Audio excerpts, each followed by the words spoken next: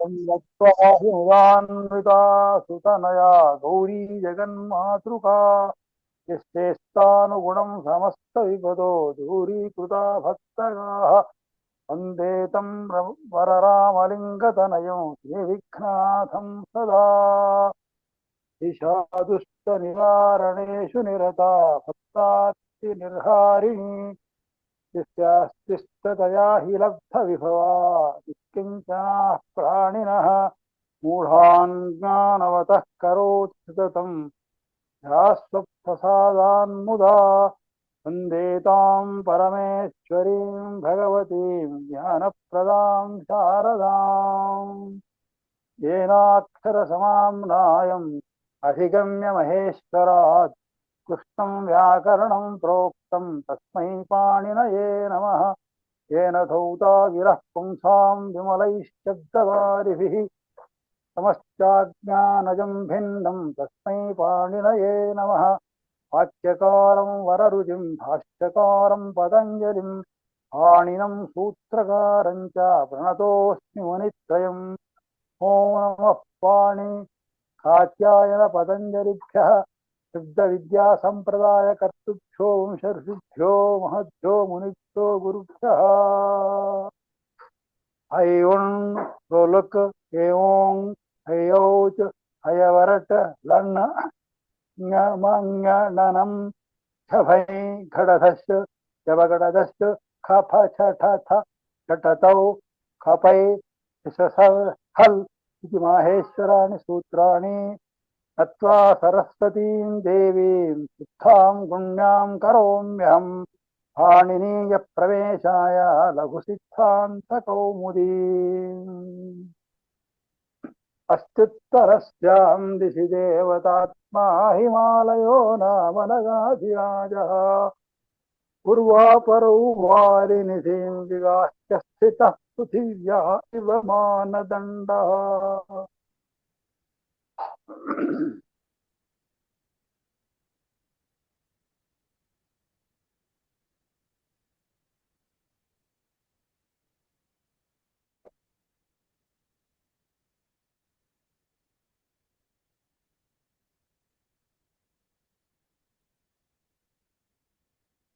గురుగారు రానట్టున్నారు ఇంకా. సార్ కూడా అది ఆ కంప్యూటర్ ఏదో ప్రాబ్లం ఇస్తున్నట్టుంది, ఓపెన్ కావడం లేదనుకో. ప్రతిరోజు ఆ సమస్యను ఎదుర్కొంటున్నాడు. అవునవును.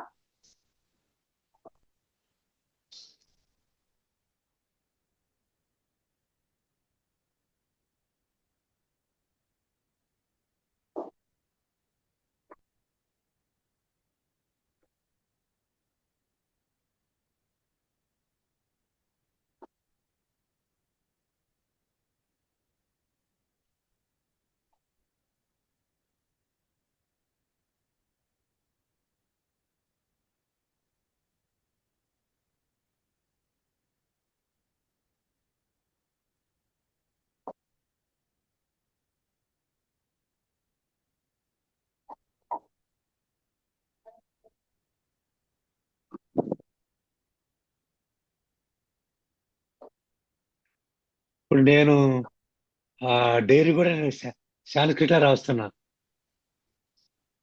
ఇది డైరీనా? డైరీ రాయండి. రాసినా కొద్దిగా ప్రాక్టీస్ అవుతుంది. ఇదే అదే అదే మన అంటే దాని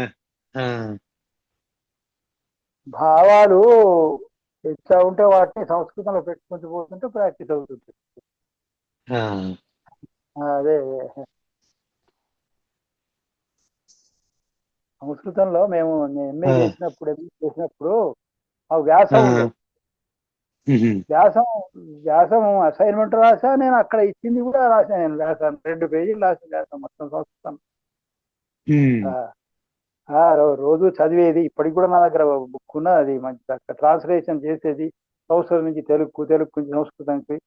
అట్లా మనము ధాతువులు శబ్దాల మీద పట్టు వస్తే అది ఈజీగానే అవుతుంది. అంటే మనం చదువుతుండాలి. సంస్కృతంలోనే చదువుతుంటే కొంచెం మనకు పట్టు వస్తుంటది. వస్తే మనకు లయాలు దొరికితే సంస్కృత శ్లోకాలు కూడా రాయవచ్చు. సంస్కృత శ్లోకాలు రాయడం చాలా సులభం. ఎందుకంటే ప్రాస గీతులు ఉండవు దానికి. ఉమ్, యతి అంటే ఒకటి విరామమే ఉంటది అంతే. ఇక ఈ ప్రాసలు ఉండవు. ఏమన్నది కాబట్టి చక్కగా రాసుకోవచ్చు. కొంచెం ఆలోచిస్తే నేను రాశాను, చాలా రాశాను. ఈ మధ్యలో పెడుతున్నాను కానీ తక్కువ, ఎప్పుడన్నా పెడుతున్నాను. అనుస్తుప్పులు అనుస్తుప్పులు, తర్వాత ఇవి ఆ ఉపజాతివి, ఇంద్రవజ్ర ఉపేంద్రవజ్ర, ఇవి రాస్తాను. శార్దులాలు కూడా రాశాను. మందాక్రాంత కూడా కొన్ని కొన్ని. దాని మీద కాన్సన్ట్రేట్ చేస్తులేదు ఈ మధ్యలో. రాయవచ్చు, లయ దొరికితే రాయవచ్చు. ఇది ఏం లేదు, కొంచెం గురువు గారు వచ్చారు. ఆలోచిస్తే. నమస్తే గురు మహోదయ. నమస్కారం అండి అందరికీ. నమస్కారం. నమస్తే. నాకు ఇది ఇబ్బంది పెడుతున్నది, ఇది నా ల్యాప్టాప్. రామరెడ్డి గారు అదే అన్నారు, ఇబ్బంది పెడుతుండే వస్తుంది అన్నారు. అదే దీన్ని ఏం చేయాలి తెలిసింటే ఉండాలి, చూపించాల్సి ఉంది. ఎవరైనా తెలిసిన చూపించండి, చూపిస్తే కొంచెం వాళ్ళు సెటరేట్ చేస్తారు. సాఫ్ట్వేర్ వాళ్ళకు బాగా తెలుస్తుంది, సాఫ్ట్వేర్ వాళ్ళకు ఎక్కువడం ఏదో చూపించాల్సింది. నేను హైదరాబాద్ అంటే పిల్లలు ఉంటారు, వాడు చూస్తారు కానీ ఇది లోడ్ కావడం లేదు. అవి మళ్ళీ బంద్ అవుతాం, మళ్ళీ కొట్టాం కూడా ఇప్పుడు వచ్చింది. బహుశా దాంట్లో స్టార్ట్ కావచ్చు అనుకుంటాను.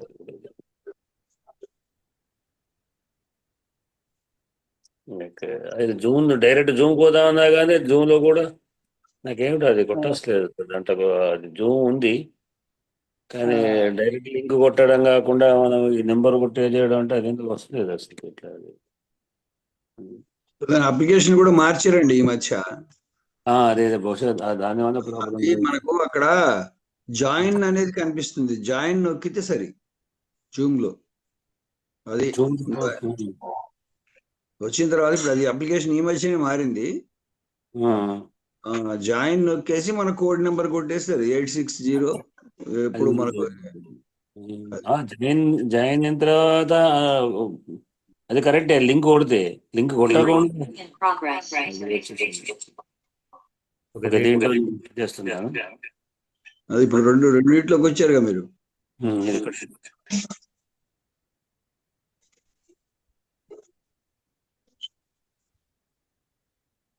కోడ్ కొట్టి పాస్వర్డ్ కొట్టాల్సి ఉంటది. తెరవడమే అంతే, ఏం లేదు. అక్కడ కొత్త అప్లికేషన్ మార్చారు కొద్దిగా. ఇన్నాళ్ళేమో సూటిగా వచ్చేసేది. ఇప్పుడు అక్కడ పక్కన 4 బాక్సులు పెట్టాడు. 4 పెట్టెల్లో ఒక పెట్టె మన జాయిన్ అని ఉంటుంది. ఇప్పుడు నాకు వాట్సాప్ ఓపెన్ అయితే, వాట్సాప్ లో అయితే ఇబ్బంది లేదు, అసలు లింక్ కొడితే ఓకే సరిపోతుంది. అంతే, అదైతే సమస్య లేదు. అసలు లింక్ నెంబర్ కొడదా అంటే దొరకడం లేదు. అది ఎట్లా లింక్ కొట్టాలంటేనే దొరకడం లేదు నాకు. అది అకౌంట్ వారు ఇచ్చిన దాంట్లోనే బ్లూ కలర్ లో ఉండే వాటిని నొక్కడమే. అవును, కానీ అది ఇప్పుడు దీంట్లో వాట్సాప్ ఓపెన్ అవ్వడం లేదు కదా. అవుతున్నది కానీ అంటే కొట్టంగా అప్పుడు మొత్తం మళ్ళీ అంత డౌన్లోడ్ చేసుకుంటూ అయిపోయి అప్పుడు దాన్ని మొత్తం అప్డేట్ అవుతుంది. ఇంతక్రితం ఎట్లా ఉండే అంటే వారం రోజులు రాకపోతే వారం రోజులు నింపుకునే దాకా ఆగేది. ఇప్పుడు అట్లా కాదు, అది మొత్తం క్లోజ్ అవుతున్నది. దాన్ని అసలు దాన్ని నిద్ర లేపాల్సి వస్తున్నది వాట్సాప్ మొత్తం.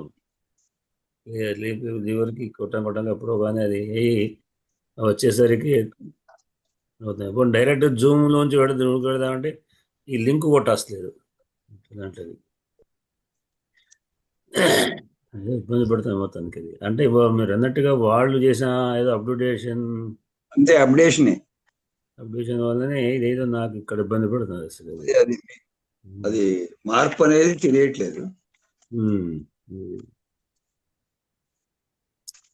జాయిన్ కొట్టేసి 860 కొట్టంగానే మొత్తం కూడా అదే వచ్చేస్తుంది, మిగతా అదంతా కూడా. దాన్ని ఇందులోకి పేస్ట్ చేసుకొని తర్వాత ఆ పాస్వర్డ్ అడుగుతుంది. పాస్వర్డ్ దగ్గర రామా అని ఇస్తే సరిపోతుంది, క్యాపిటల్ లెటర్స్. అవును, అవన్నీ అసలు అది ముందు కొట్టేది అసలు రావడం లేదు అంటున్నారు. ఏదో చాటం అంటున్నారు, ఇంకేదో అంటున్నారు, కానీ అసలు ఆ నెంబర్ కొట్టాలంటే వచ్చేటువంటి రావడం లేదు, లింక్ దొరకడం లేదు. లింక్ కొడదా అంటేనే వస్తుంది. అదే కొద్దిగా ఈ మధ్య మారింది అదే. ఇంత క్రితం ఏమైనా ప్రాబ్లం ఉంటే నేను డైరెక్ట్ మీరు చెప్పిన ప్రకారం నెంబర్ కొట్టి పాస్వర్డ్ కొట్టేస్తే ఓకే లింక్ ఏమైనా వచ్చేవాళ్ళం. ఇప్పుడు అట్లా రావడం లేదు, దొరుకుతుంది ఇంట్లో వస్తుంది. ఇప్పుడు మీరు ఫోన్లో ఉన్నారు, ఇప్పుడు దీంట్లో మారాను, వచ్చింది, దొరికింది, ఇప్పుడు వచ్చేసింది. ఇప్పుడు ల్యాప్టాప్లో ఓపెన్ అయింది మెల్లగా. ముందు ఫోన్ పెట్టుకున్నాను.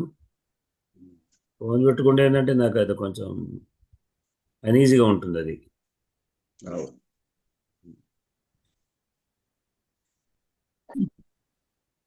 ఇవాళ 52వ శ్లోకం కదా.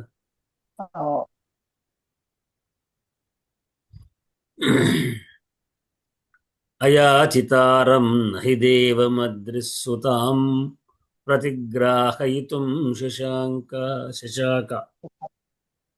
అభ్యర్థనాభంగభయేన సాధు మాధ్యస్థమిష్టేప్యవలంబతేర్థే. అయాచితారం నహి దేవమద్రిస్సుతాం ప్రతిగ్రాహయితుం శశాక అభ్యర్థనాభంగభయేన సాధు మాధ్యస్థ్యమిష్టేప్యవలంబతేర్థే. ఓకే, చదవండి అరుణ గారు.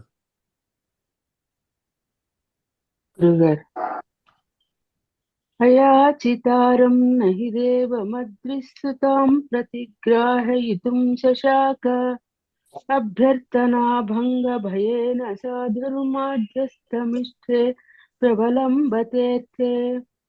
అయాచితారం నహి దేవమద్రిస్తుతాం ప్రతిగ్రాహయితుం శశాక అభ్యర్థనాభంగభయేన సాధుర్మాధ్యస్థమిష్టే ప్రబలంబతేర్థే. అక్కడ పాదం చివరిలో మనం కొంచెం విరామం తీసుకుంటే మధ్యలో ఇబ్బంది కలదు. సాధు అక్కడ మళ్ళీ హిస్టరీ దగ్గర మళ్ళీ అంటే మధ్యలో ఎక్కడో మనం మళ్ళీ బ్రేక్ చేయాల్సి వస్తుంది. అది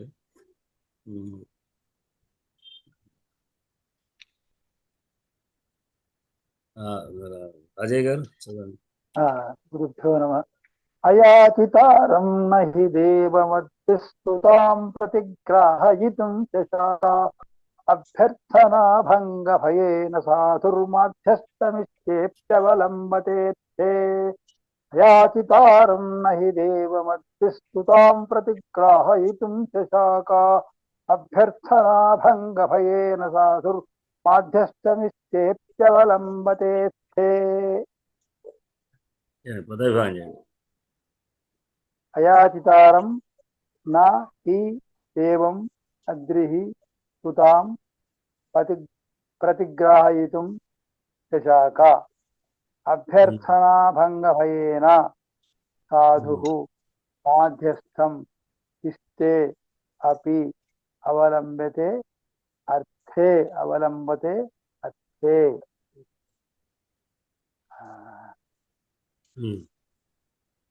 కటకం వారు చెప్తారా? అయ్యా నమస్కారాలు. అయాచితారం నహి దేవమద్రిస్సుతాం ప్రతిగ్రాహయితుం శశాక అభ్యర్థనాభంగభయేన సాధుర్మాధ్యస్యమిష్టేప్య అవలంబతేర్థే. అయాచితారం నహి దేవమద్రిస్సుతాం ప్రతిగ్రాహయితుం శశాక అభ్యర్థనాభంగభయేన సాధుర్మాధ్యస్యం ఇష్టేప్యవలంబతేర్థే.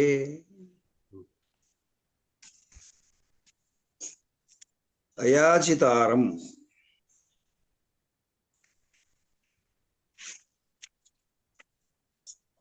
యాచితం అంటే అడగడము, అయాచితము అంటే అడగకుండానే, అడగని వాడైనప్పటికీ అయాచితారం. ఇక్కడ ద్వితీయ విభక్తి కనిపిస్తుంది, అయాచితారం అని. యాచితృ శబ్దం. మాకు తెలిసింది యాచిత అంటే అడగటం అని. దానికి వ్యతిరేకంగా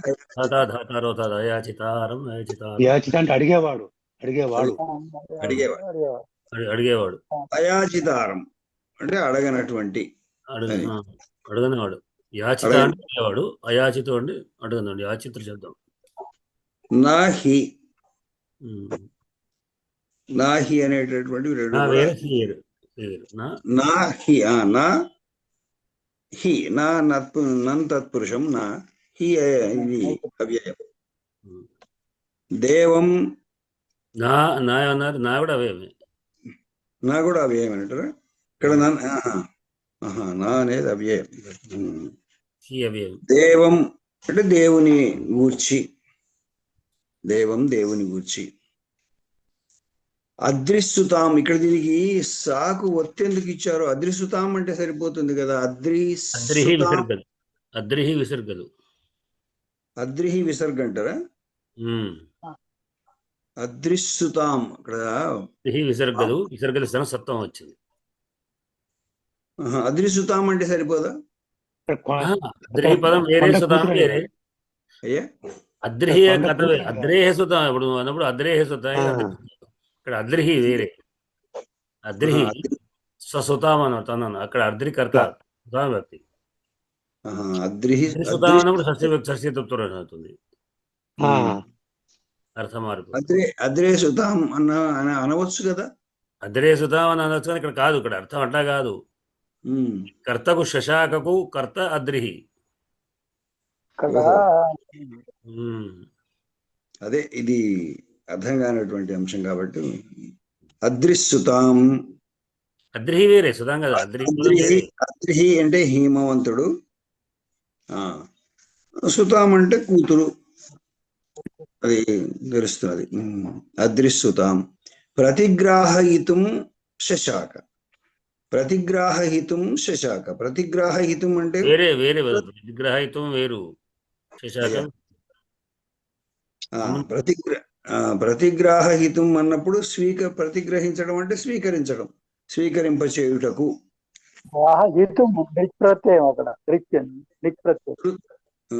తుమున్ ప్రత్యయం తుమన్ ప్రత్యయం. తుమ్ వచ్చింది స్వీకరింపజేయుట అని అర్థంలో వస్తుంది. చేయుట కొరకు.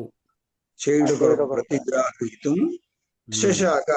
శశాక అంటే సమర్థుడు, కానీ ఇక్కడ ముందు నా ఇచ్చాడు కాబట్టి అక్కడ క్రియాపదం క్రియాపదం లో లిటిలకారం అయింది. సమర్థుడు అసమర్థుడైనాడు. నా శశాక అసమర్థుడైనాడు. ఈ హి అనేటటువంటి ఇక్కడ తీసుకున్నారు. ఏలయనగా సాధు. సాధు అంటే దీనికంటే ముందు అభ్యర్థనాభంగభయేన, ఇది చాలా చక్కగా అర్థమవుతుంది. అభ్యర్థన భంగభయేన, తను అడిగితే ఎక్కడ భంగం కలుగుతుందో అభ్యర్థనకు అనేటటువంటిది. మామూలుగా సాధువులకు ఉండే లక్షణం ఏంటంటే, ఇది చాలాసార్లు నాకైతే అనుభవమే. ఒక ప్రిన్సిపల్ని పోయి అడగాలంటే అడిగితే వాడు కాదంటాడో ఏమో, కాదనే దానికి మనం అడుగుడు ఎందుకు, అడగకుంటే సరిపోతుంది లేని. ఇది చాలా సౌమ్యంగా ఉండేటటువంటి వాడి యొక్క లక్షణం. మామూలుగా మనం ఏమైందిలే అడిగితే అడుగుదాం, వాడు ఇస్తాడు లేకపోతే లేదు అనుకునే పద్ధతి వేరు. కానీ అభ్యర్థనాభంగ భయేన, ఏ భయము అంటే భంగం అవుతుందనే భయం. ఏమిటి? ఇచ్చినటువంటి అభ్యర్థన భంగం అవుతుందేమోననేటటువంటి భయము అనేటటువంటిది ఇందులో ప్రధానమైనటువంటిది. అభ్యర్థనాభంగ భయేన అంటే మనం అభ్యర్థించినప్పుడు అది కాదేమో, కాదంటే బాగుండదే అనేటటువంటి అభిప్రాయం. సాధువు, ఇది సాధువులకు వర్తించేటటువంటి విషయం. సాధువు కాకపోతే ఏం పర్లేదు, వాడు ఎన్నైనా అడగవచ్చు, వాడు వద్దంటే సరిపోయింది, దులుపుకొని వచ్చేస్తాం. మాధ్యస్థం ఇది కొత్త పదం నాకు. ఇది మాధ్యస్థం అంటే ఉదాసీనం అనే అర్థం ఇచ్చారు. మధ్యస్థ భావం మాధ్యస్థం. అయ్యా మధ్యస్థ భావము మాధ్యస్థ్యం. మధ్యస్థ భావం అంటే ఇప్పుడు మధ్యస్థం అనేటటువంటిది అది అవుతుంది కాదు అనేటటువంటి అభిప్రాయంలో ఉన్నప్పుడు మధ్యలో అంతే అంతే ఏది చెప్పకుండా మధ్యలో ఉండి కూడా మధ్యస్థం. అందుకే ఇక్కడ ఉదాసీనం అనేటటువంటి పదం వాడు. మాధ్యస్థ్యం అస్థం కూడా కాదు, మాధ్యస్థ్యం అనేది మధ్యస్థం యొక్క భావం మాధ్యస్థ్యం అవుతుంది. మాధ్యస్థ్యం మాధ్యస్థ్యం అంటే ఇక్కడ మాధ్యస్థం అంటే మధ్యస్థంగా ఉండడం, అవును కాదు అనకుండా ఏది చెప్పకుండా మా తహసీల్దార్ లాగా. మా తహసీల్దార్ అవునదు కాదనదు, ఆ పని చెయ్యదు, తలకాయించుకొని చూస్తాడు ఏంటని 5 సంతకం పెట్టి దగ్గర పెట్టుకుంటుంది. ఇది ఏంది మనకు తోచదు, మళ్ళా పోయి మళ్ళీ అడగాలి. ఎన్నిసార్లు అడిగినా అదే పరిస్థితి. ఏబిసై ఓబిసై మాధ్యస్థ్యం ఇష్టే ఇష్టే అపి అవలంబతేర్థే. ఇష్టే ఆ అర్థే ఇక్కడ తీసుకొచ్చి పెట్టుకున్నారు. ఇట్లాంటి పదాలు ఇలా తెచ్చుకోవడం అనేటటువంటిది కొద్దిగా కష్టమైనటువంటిది, మాకు తెలియనటువంటి విషయం. ఇష్టమైన కార్యం ఇష్టే అర్థే అపి, అది ఇష్టమైనప్పటికీ కూడా అవలంబతే, అవలంబం అంటే వహిస్తున్నాడు, పూనుకుంటున్నాడు. దేనికి పూనుకుంటున్నాడు? ఇప్పుడు వహించుతున్నాడు ఏమిటి? అభ్యంగనాభంగ భయేన, అభ్యర్థనా భయేన, అభ్యర్థిస్తే ఎక్కడ కాదంటాడోనని నిమ్మడించి కూర్చున్నాడు అనే అర్థంలో ఇవి అర్థాలు ఉన్నాయండి. అయ్యా రెడ్డి గారు విభక్తులు చెప్పండి.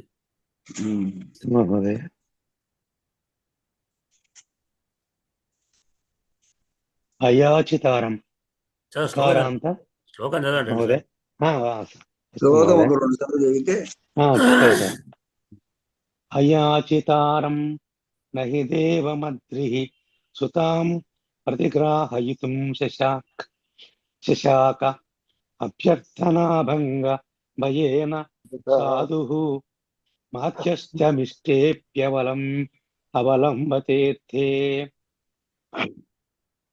అయాచితారం నహి దేవమద్రిః సుతాం ప్రతిగ్రాహయితుం శశాంక అభ్యర్థనాభంగ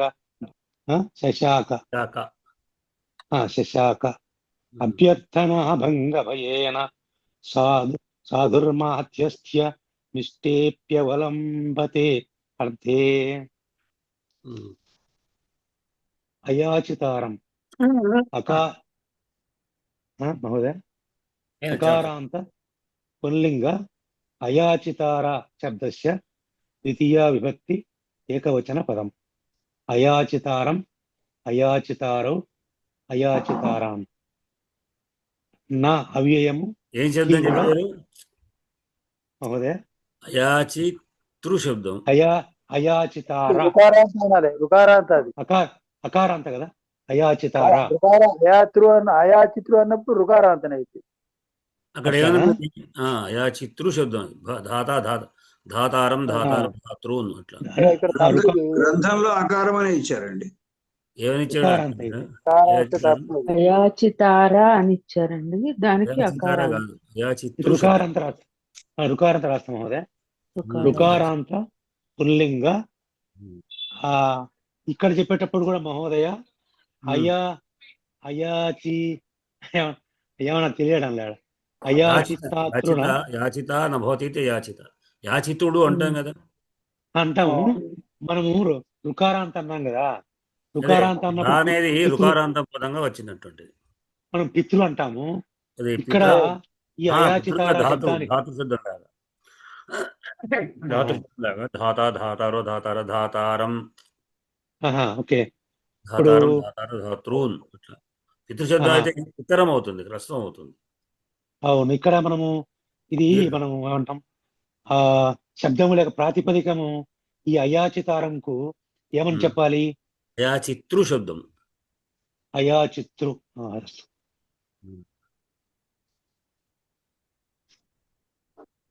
రుకారాంత పుల్లింగ అయాచితృ శబ్దస్య ద్వితీయా విభక్తి ఏకవచన పదం. అయాచితారం మారుతాయండి, బహువచనం కూడా మారుతుంది. మరి అయాచిత్రూన్ అని రావాలి. మరి అక్కడ అయాచితారా అని అన్నాడు. అక్కడ తప్పు. అయాచిత్రూన్, అయాచితారం, అయాచితారవు, అయాచిత్రూన్ అని ఉండాలి. ఈడ కూడా మార్చాలి కదా.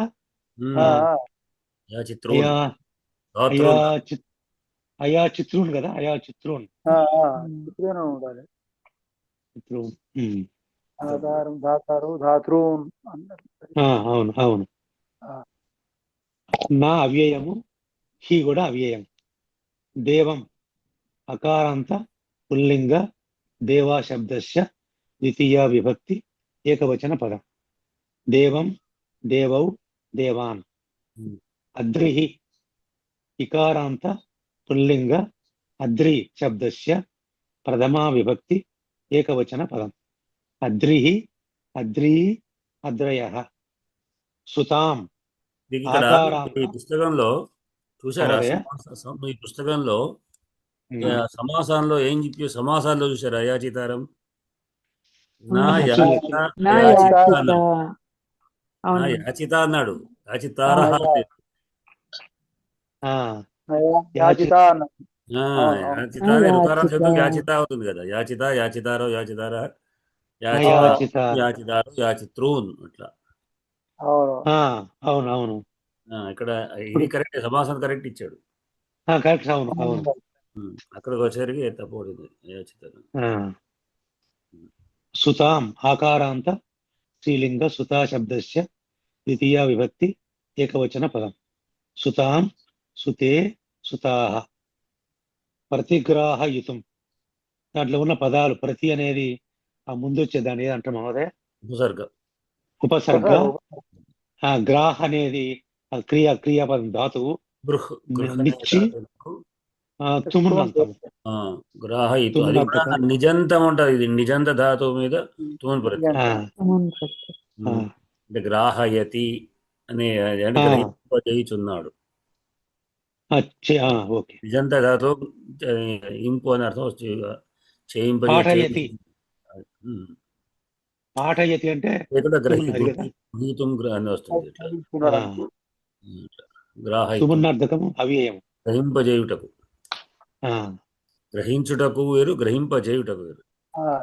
గ్రహింపజేయుటకు ప్రేరణార్థకం. శశాక శక్ ధాతో పరస్మైపదస్య ప్రథమ పురుష లిట్లకార ఏకవచన తిగంతం. ఇది శక్నోతి అని మామూలుగా దీనికి శశాక శేకతు శేకు లిట్లకార. అభ్యర్థనా భంగ భయేన అకారాంత నపుంసకలింగస్య అభ్యర్థనా భంగ భయ అభ్యర్థనా భంగ భయ శబ్దస్య తృతీయ విభక్తి ఏకవచన పదం.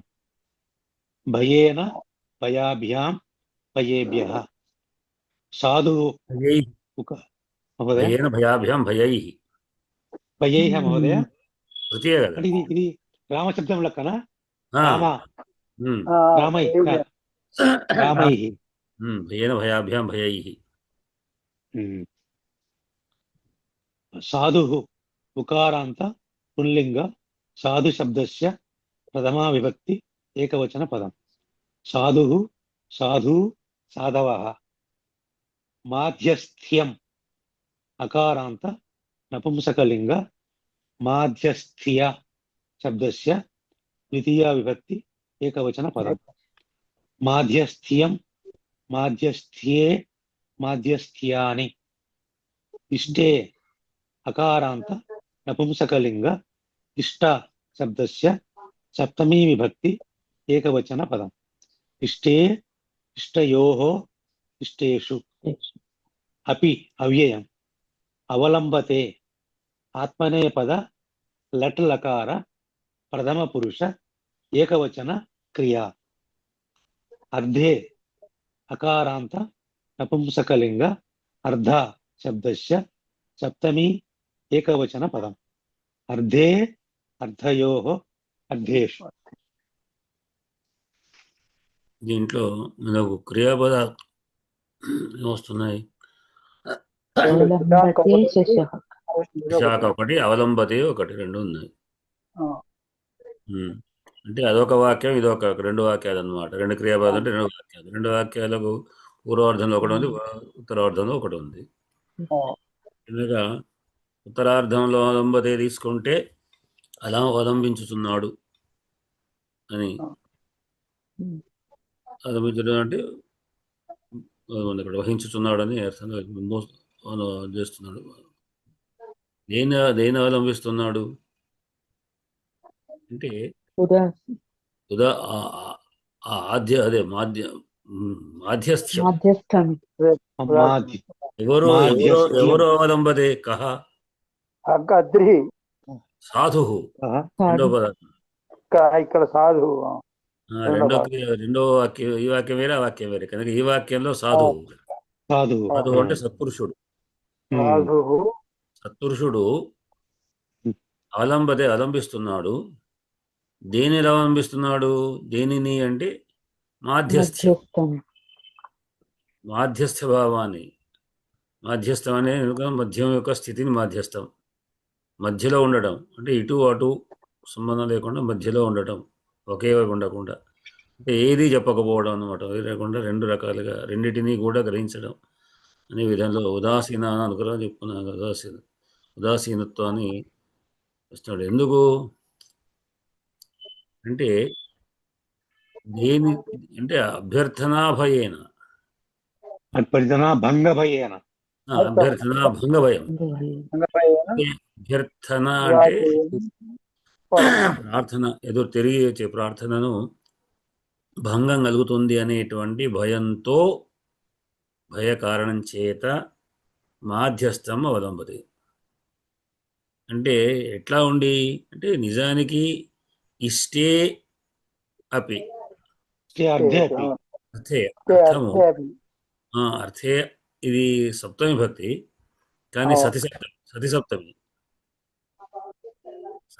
అంటే ఏంటి? ఉండగా అనే అర్థంలో సతి అని కూడా కలుపుకుంటాం మనం. అంటే అర్థే ఇష్టే సతి అపి, అర్థం అంటే ప్రయోజనము ఏదైతే ఉందో అది ఇష్టే అపి, అయినదైనప్పటికీ కూడా, ఇష్టముగా ఉన్నప్పటికీ, అంటే నిజానికి తాను కోరితే నెరవేరాలనేటువంటి అభిలాషం ఏదో ఇష్టం లేక కాదు. మాధ్యస్థం అంటే ఇష్టం లేకపోయినప్పుడు కూడా ఎందుకులే పని లేక అని మౌనంగా ఉండడం కాదు. నిజానికి కావాలని కోరిక ఉన్నది. సత్పురుషుడికి కావాలని ఎక్కడ సౌండ్ వస్తుంది. ఇష్టే అపి అంటే తాను ఏదైతే కోరితే అది సఫలం కావాలని కోరిక ఉన్నప్పటికీ కూడా అని అర్థం. సతి అంటే ఉండగా కూడా అని, సతి సప్తమికి ఉండగా కూడా అని అర్థం. అర్థే అంటే అర్థము ఇష్టే అంటే ఇష్టము కా ఉండగా అపి కూడా, ఇష్టమైన ఉన్నప్పటికీ కూడా అభ్యర్థనాభంగ భయం చేత సత్పురుషుడైన వాడు అవలంబతే. ఇది వర్తమాన కాలం, లట్లకారం. లట్లకారం ఎందుకు వాడాడు అంటే ఇది ఏమిటి? ఎల్లప్పుడు ఉండే విషయం ప్రస్తుతం అంటే ఇది కథాత్మకమైనది కాదు అర్థం. సహజమైనటువంటి విషయాన్ని చెప్తున్నాడు. ఒక సత్పురుషుడైన వాడు తనకు ఇష్టమైన విషయాన్ని పోయి ఎదుటివాడిని అడగాలి అనుకున్నప్పుడు, ఒకవేళ ఇప్పుడు వారు కటకమారు చెప్పినాడు అక్కడ ఒకవేళ ఆయన లీవ్ ఇస్తే అంటే ఆయన సాంక్షన్ చేయడు అంటే కనుక తనకు లీవ్ పొందాలని ఉన్నప్పటికీ కూడా ఆ వ్యక్తి ఇవ్వడేమో అని భయం చేత, భంగ భయం చేత ఉదాసీనంగానే ఉండిపోతాడు, మౌనంగా ఉండిపోతాడు, అడగకుండా ఉండిపోతాడు అని అర్థం. అంటే తనకు ఏదైతే కావాలని కోరిక ఉన్నటువంటి దాన్ని పొందాలనుకున్నప్పటికీ కూడా అది జరగదేమో అని ఉన్నప్పుడు ఒక సత్పురుషుడైన వ్యక్తి ఏం చేస్తాడంటే అభ్యర్థనాభంగం కలుగుతున్న భయం చేత అతడు అవలంబన వహిస్తుంటాడు అని లోక సహజాన్ని చెప్పాడు. ఏమిటి అంటే దాన్ని కథాత్మక ఎందుకొరకు అంటే అని చెప్తున్నాడు. హి అంటే ఎందుకంటే ఇక్కడ శశాక సమర్థుడైనాడు అన్నాడు. సమర్థుడైనాడా అంటే నా ఉంది, నా శశాక సమర్థుడు కాలేకపోయినాడు. ఎవరు? అద్రిహి హిమవంతుడు ఆయన సమర్థుడు కాలేకపోయినాడు. దేని కొరకు? ప్రతిగ్రాహయితు, గ్రహింపజేయడం అంటే ఎదుటి వాళ్ళు గ్రహించేలాగా చేయుటకు, స్వీకరించుటకు, ఎదుటివాడు స్వీకరించడానికి కొరకు, స్వీకరింపజేయడానికి కొరకు. తాను ఇస్తే వాడు స్వీకరించాలి కనుక ఆయనతో స్వీకరింపజేయాలి. స్వీకరింపజేయడానికి ఆయన సమర్థుడు కాలేకపోయినాడు. అంటే ఆయన ఇవ్వాలనే కోరిక ఉన్నప్పటికీ ఇచ్చే స్థితిలో లేకుండా ఉన్నాడు. ఎందుకొరకు? దేనిని ఎవరిని అడగడం అంటే సుతాం ప్రతిగ్రాహితం, తన కూతుర్ని ప్రతిగ్రహింపజేయడానికి కొరకు. ఎవరి గురించి అంటే అయాచితారం. యాచితారం అంటే అడగకుండా ఉన్న వ్యక్తికి తీసుకెళ్ళి ఆయన అడగడం లేదు. ఆయన అడిగితే కదా తీసుకెళ్ళి ఇస్తే ఆయన స్వీకరిస్తాడు. అడగకుండా వ్యక్తి దగ్గరికి నేను ఇస్తా అంటే ఆయన బద్ధం అంటే అవి అడగడం నిరర్థకమైపోతుంది అనే ఉద్దేశం చేత. అంటే ఇంత క్రితం నారద మహర్షి ఆయన హరుని యొక్క ఏకపత్నిగా చేయడానికి సమర్థుడైన కనుక ఆయనకి ఇచ్చి పెళ్ళి అనే ఒక సలహా చెప్పినప్పటికీ ఆయన లోపల ఉన్నప్పటికీ కూడా ఆయన శివుడు వచ్చి అడగనప్పుడు తను వెళ్ళి ఎట్లా అడగాలి, ఎట్లా ఒకవేళ తను అడిగితే ఆయన స్వీకరించకపోతే తన ఆశ నిరాశ అవుతుంది, లేక అభ్యర్థన భంగం అవుతుంది అనే అంటే ఒక సత్పురుషుని యొక్క వ్యక్తి ఇట్లా ఉంటాడు కనుక అందుకొరకే ఆయన చేయలేకపోయినాడు. అంటే దీంట్లో వ్యాఖ్యాకారుడు కూడా ఒక మాట ఇచ్చారు, మీరు చూసిన శ్లోకం కూడా. దాంట్లో ఏమిటంటే అయాచితాని దేయాని సర్వద్రవ్యాణి భారత అన్నం విద్యా తథా కన్య అనర్థేభ్యో అదీయతే.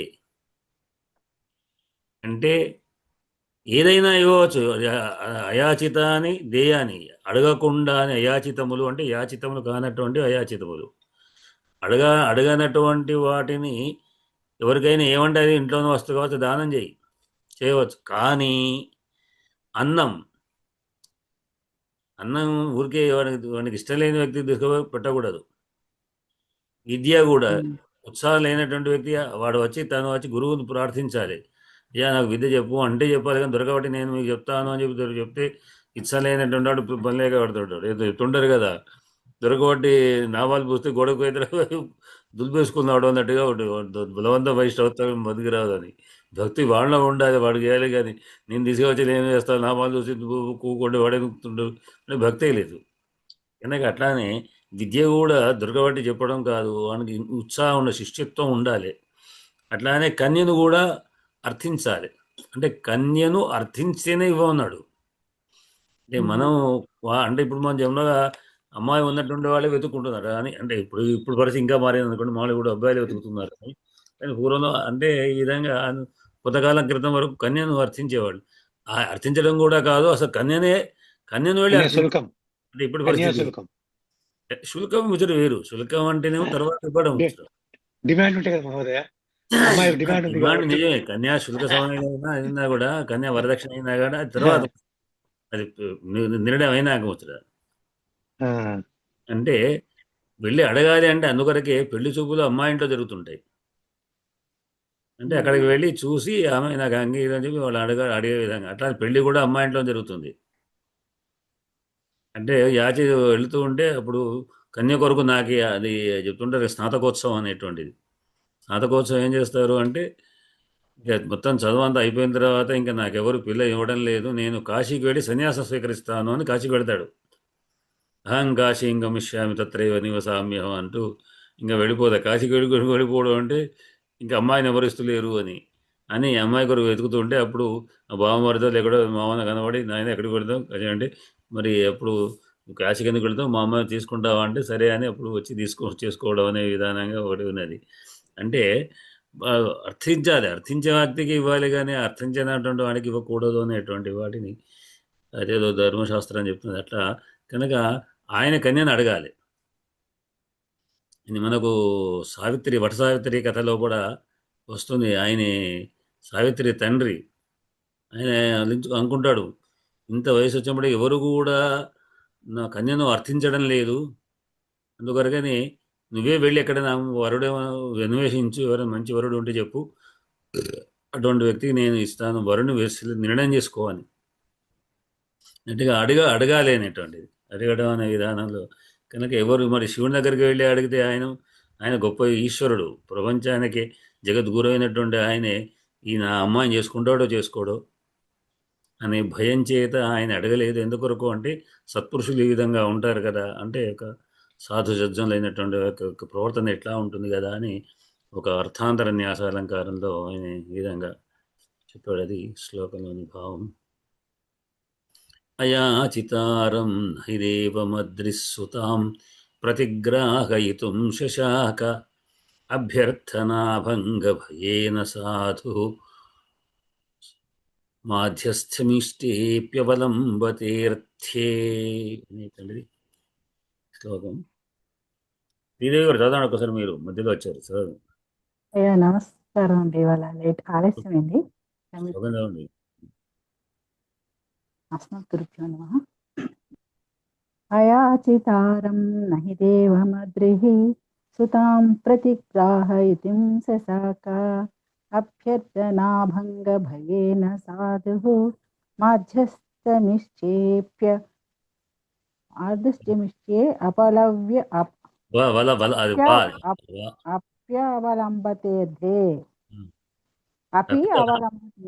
అప్యవలంబతేర్థే అయాచితారాం నహి దేవమద్రిః సుతాం ప్రతిగ్రాహయితుం శశాక అభ్యర్థనాభంగభయేన సాధుః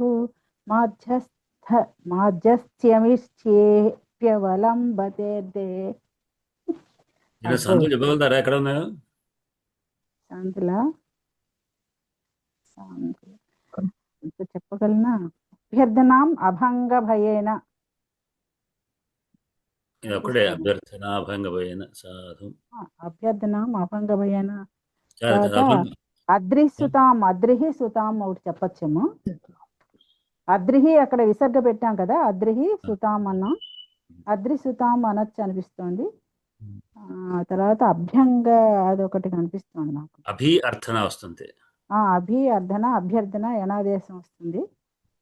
యనాదేశమే కదా అంతే. తర్వాత ఇక్కడ విడదీసాం కదా, సాధుభంగా అక్కడ కూడా వస్తుందా అండి?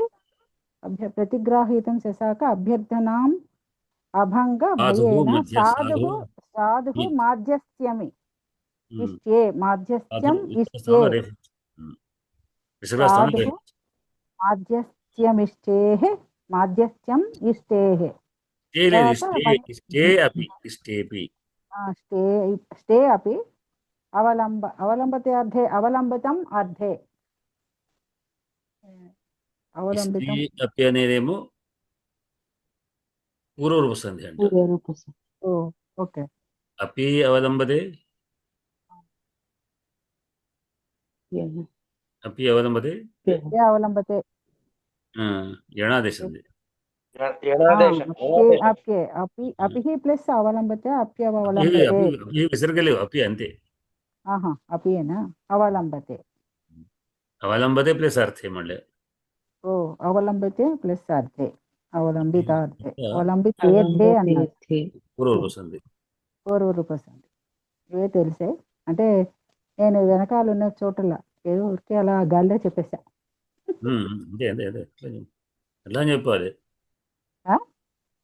అట్లానే చెప్పాలి. వెంబడి తొందరగా చెప్పగలుగుతుంది అంటే అస్సలు పుస్తకం ముట్టుకోవాలి. ఇప్పుడు వచ్చి ప్రశ్నలు అంటే అనుమానాలు వచ్చినప్పుడు ఇంకా ఎక్కువ వస్తుంది. అంటే ఇదేమిటి అని నాకు అన్ని అనుమానాలే.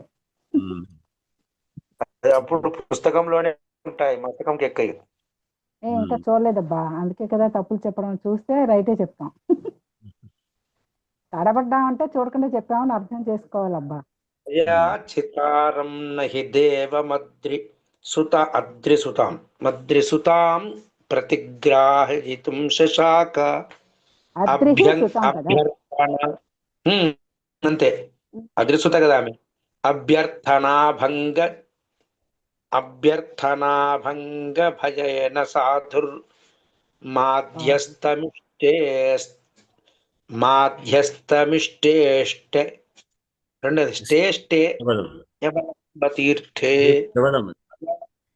అయాచితారం నహి దేవమద్రిస్సుతాం ప్రతిగ్రాహయితుం శశాక అభ్యర్థనాభంగ భయేన సాధుర్మధ్యస్థమిష్టేష్టే. అవలంబతేర్థే. సమాసాలు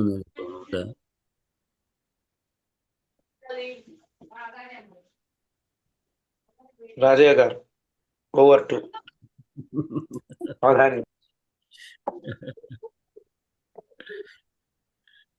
చెప్పండి రాజయ్య గారు. సరే అయిపోయిందండి.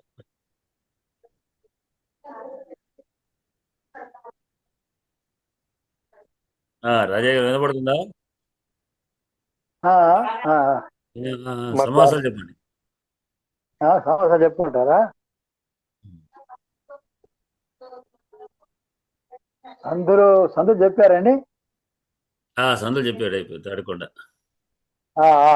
సమాసాలు చెప్తాను. అయాచితారం నయాచిత నైతత్పురుషం, అయాచిత తం అయాచితారం, అభ్యర్థనాభంగ భయం అభ్యర్థనాయా భంగ షష్ఠీ తత్పురుషం, అభ్యర్థనాభంగ అభ్యర్థనాయా భంగ అభ్యర్థనాంగ అభ్యర్థనాభంగాత్ భయం అభ్యర్థనా భంగ భయం, అది పంచమి తత్పురుషం అవుతుంది. తేన అభ్యర్థన భంగ భయేన. భయశబ్దం భీతి శబ్దం లాంటివి వచ్చినప్పుడు దేని వల్ల అది పంచమి విభక్తి ఉంటుంది. అది పంచమి విభక్తి. అవును. అభ్యర్థన చోరాద్భయం చోరాద్భయం అన్నట్టు. చోరభయం భంగాద్భయం అభ్యర్థన భంగాద్భయం పంచమి. భంగాద్భయం. మధ్యస్థస్య భావం మాధ్యస్థ్యం. మాధ్యస్థం అది తథితం. అభ్యర్థనాత్ భంగం అవుతుందని అడగడం మానేస్తే సఫలం అయ్యేది ఎలాగా? అడిగితేనే కదా అవుతుంది లేదని తెలిసేది. అంటే నేనైతే అడగకుండా ఉండను. అయితే అవుతుంది ఆ భంగం, లేకపోతే లేదు. అంటే సాధువుల లక్షణం అమ్మాయి పెళ్లిని గురించి అందుకోసం అంటే గారి అంతరార్థం ఏదో ఉంటుంది వేరే. పెట్టుకుని మాట్లాడతారు. ఆయన అడగలేదు కనుక తను వెళ్ళి ఎట్లా అడగడం అని. అంటే విధానం ఏంటంటే శివుడే వచ్చి అడగాలి అని. మరి అడగలేదు కదా కనుక మరి ఏం చెప్తున్నారు?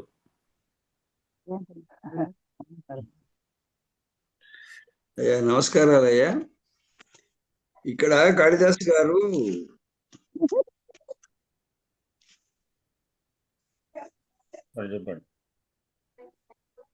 ఇప్పటిదాకా అమ్మవారి యొక్క వర్ణనలు చేశారు. ఆ తర్వాత ఈ తండ్రి యొక్క అభిప్రాయాలు చెప్తూ వస్తున్నారు. చెప్పేటప్పుడు ఊరికే చెబితే ఎలాగా అని ప్రతి శ్లోకంలో కూడా 2 పాదాలు సబ్జెక్ట్ ఇచ్చి మిగతా 2 పాదాలు లోకోక్తులు ఇవ్వడం జరుగుతున్నది. ఇది మనం గమనించాలి. ఇంత క్రితం ఋతే కృషానోర్నహి మంత్రపూతర్ అర్హంతి తేజాం స్యపరేణ అపరాణ హవ్యం అని చెప్పి ఇవ్వడం జరిగింది.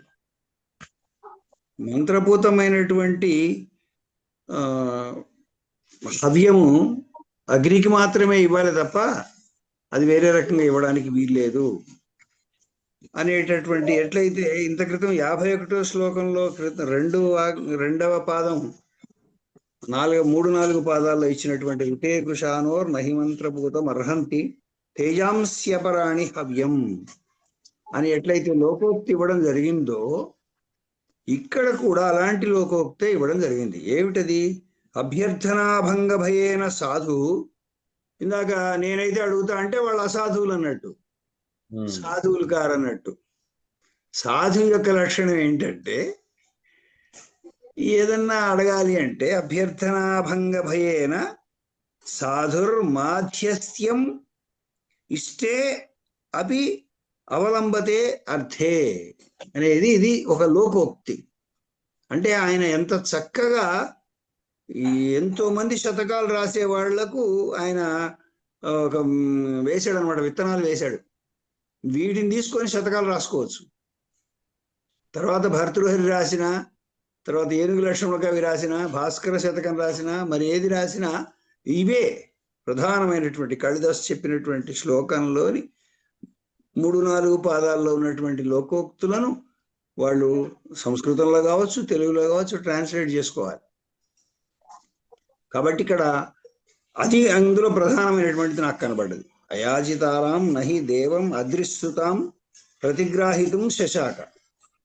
ఎందుకు అతను అసమర్థుడైనాడు? ఎందుకు అంటే భయం. ఏమిటి ఆ భయం? అభ్యంగన భంగ భయం, అభ్యర్థనా భంగ భయం.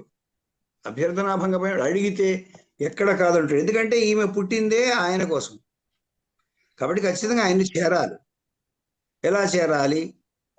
ఊరికి అడగంగానే ఆయన అడగలేదు కదా, ఆయన అడగకుండా మనం పోయి అడిగితే ఆ పూర్వపు రోజులలో ఖచ్చితంగా పిల్లవాడు, ఇందా గురువు గారు చెప్పినట్టు, పిల్లవాడే ఫలానా చోట అమ్మాయి ఉంది అంటే మాకు ఇవ్వండి అని ఒక బ్రాహ్మణ్ణి పంపించడం, మాకు ఇవ్వండి ఆ అమ్మాయిని అని అడగడం అనేది ఒక సంప్రదాయం.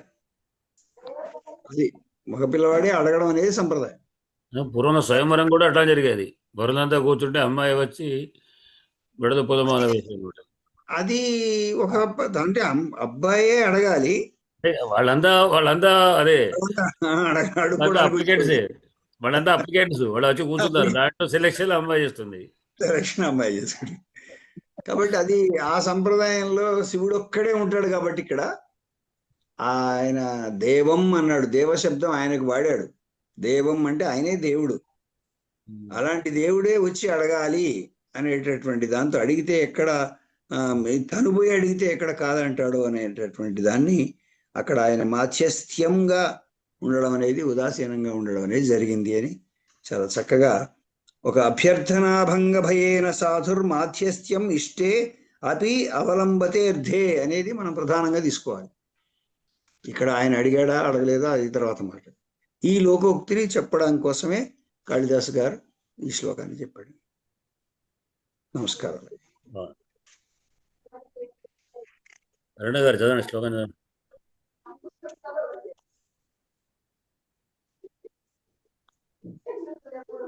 భద్రే గారు ఉన్నారా లైన్లో? ఏదో వింటున్నారు, చదువుతారా?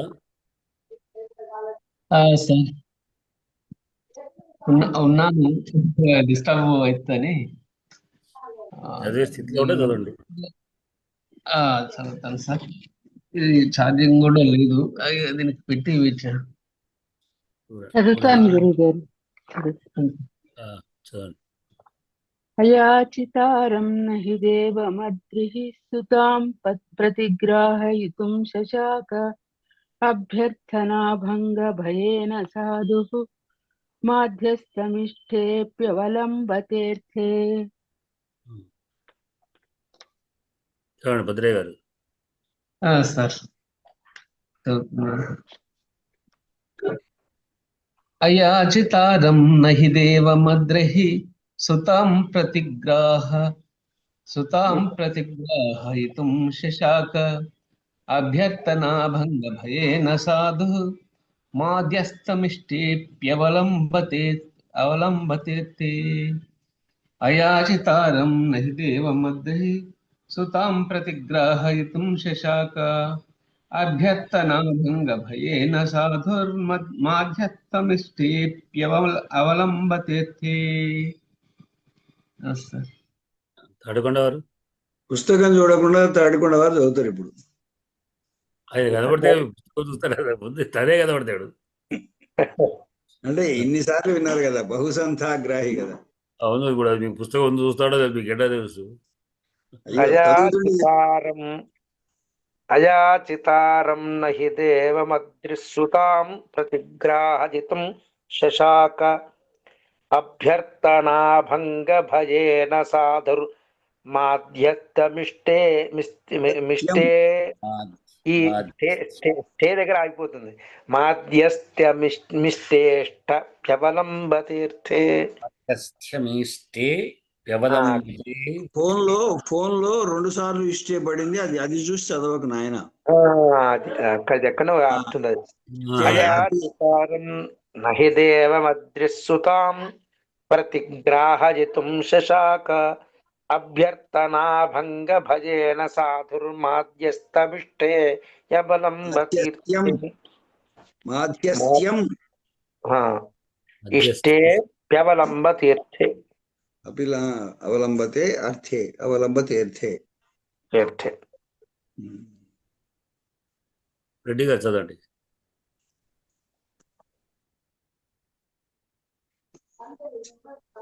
అయాచితారం నహి దేవమత్రి సుతాం ప్రతిగ్రాహయితుం శశాక అభ్యర్థనాభంగ భయేన సాధుర్ మాధ్యస్థమిష్టేప్యవలం అవలంబతీర్థే.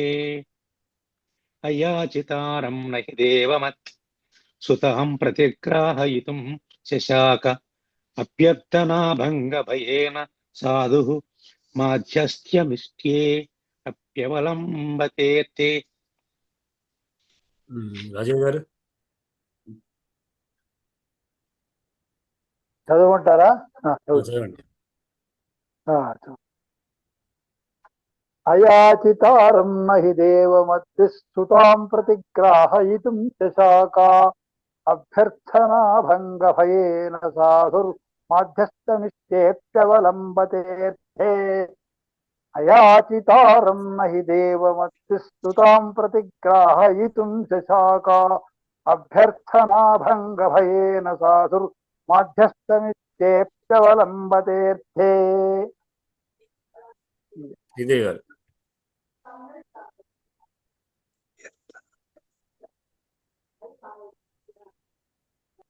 అయాచితారాం నహి దేవమద్రిహి సుతాం ప్రతిగ్రాహయితుం శశాక అభ్యర్థనాభంగ భయేన సాధుః మాధ్యస్థ్యమిచ్చేప్యవలంబతేర్థే. అయాచితారాం నహి దేవమద్రిహి సుతాం ప్రతిగ్రాహయితుం శశాక అభ్యర్థనాభంగ భయేన సాధుః మాధ్యస్థ్యమిచ్చేప్యవలంబతేర్థే. అయాచితారాం దీర్ఘం తీశారు. దీర్ఘం రాసుకున్నారా? అయాచితారం ప్రస్తుతమే. అయాచితారం కడకవారు అయాచితారం నహి దేవమద్రిహి. అయాచితారం నహి దేవమద్రిహి అయాచితారం నహి దేవమద్రిం అద్రిస్సుతాం. అయాచితారం నహి దేవమద్రిస్సుతాం ప్రతిగ్రాహితుం న శశాక అభ్యంగనాభంగ భయేన సాధుర్ మాధ్యే స్థితం ఇష్టే అపి అవలంబతేర్థే. శశాక లేదు అక్కడ. శశాక మొదటి పాదంలో వచ్చింది, నహి దగ్గరనే వచ్చింది. అదే అక్కడ రెండో పాదంలో చెప్పాను కదా. ప్రతిగ్రాహితం నశశాక అన్నారు. ప్రతిగ్రాహితం నాలేదు, నాహి పైన వచ్చేసింది కదా. అయాచితారం నహి దేవమద్రిత్సుతాం ప్రతిగ్రాహితుం శశాక అభ్యర్థనాభంగ భయేన సాధుర్ మాధ్యస్థితం ఇష్టే అపి అవలంబతేర్థే. లోకోక్తి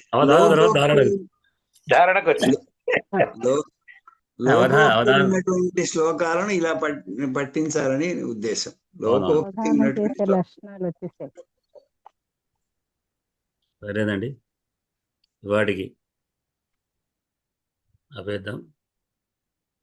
స్వస్తి ప్రజాభి పరిపాలయంతాం న్యాయేన మార్గేణ మహీ మహేష గోబ్రాహ్మణేభ్యః శుభమస్తు. లోకాః సమస్తాః సుఖినో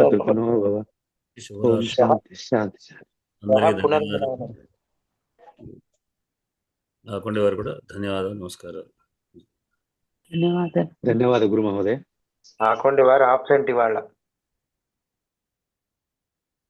మార్గమధ్యంలో ఉన్నారు, అయినప్పటికీ మనకి ఇచ్చారు, అది విశేషం.